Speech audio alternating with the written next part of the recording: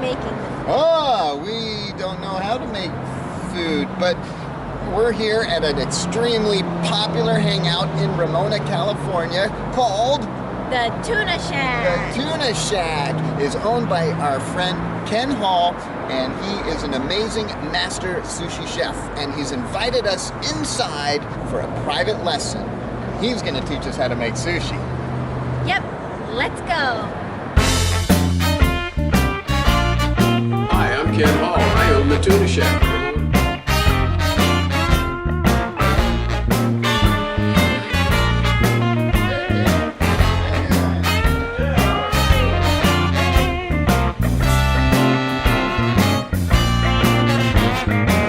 Hi, what can I get for you?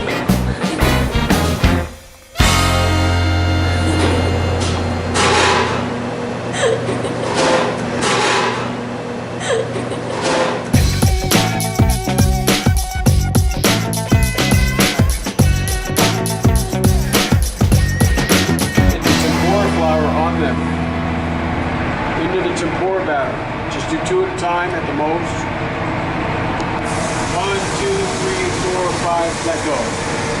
You can go 3 times, but 5 is better. So your shrimps are straight. You know, nothing worse than a crooked shrimp when you're making sushi. No crooked shrimp. No crooked shrimp, that's right. Like this.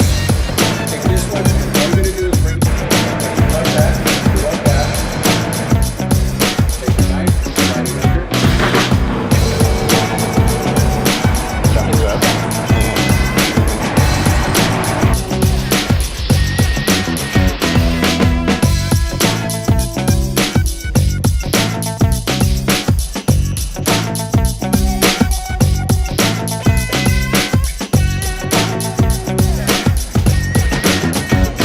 We're making sushi.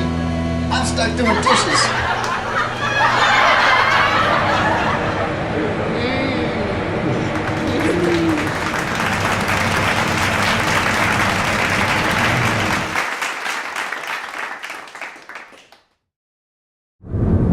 We just left the Tuna Shack. We did, and we have absorbed as much sushi rolling wisdom from Sushi Master Ken as we possibly can, and now we are going to put what we've learned to the test. Yep, and now we are headed to the Super Bowl party. The Super Bowl party is today, and we are headed to our friend Chris and Jerry. They have an amazing pad, and in addition to a super party and a super spot, it's going to be a special day because, Well, we are going to be sushi chefs. oh yeah, Super Bowl 52, here we come. Woo!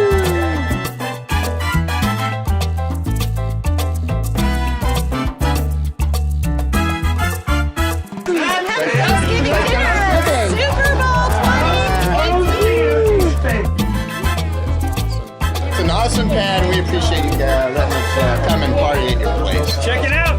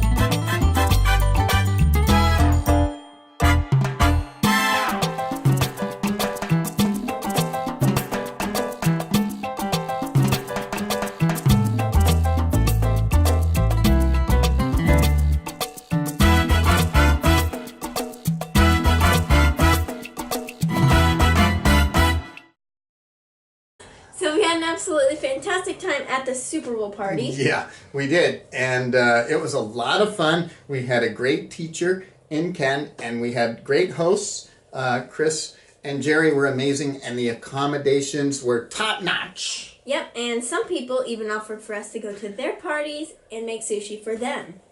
They did? They did. Wow. Job offerings. Woo! The Bubby and Schnubby Sushi Duo.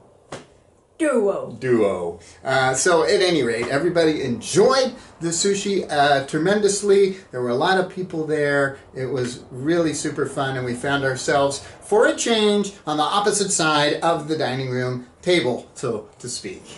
Yep, and instead of us being in the dining room, we are now in the kitchen. Yeah, that's super scary. So we learned a lot. And maybe in future episodes, we won't be so impatient waiting for our food. Yes, we will. But nonetheless, we do understand that it's a lot harder than it looks.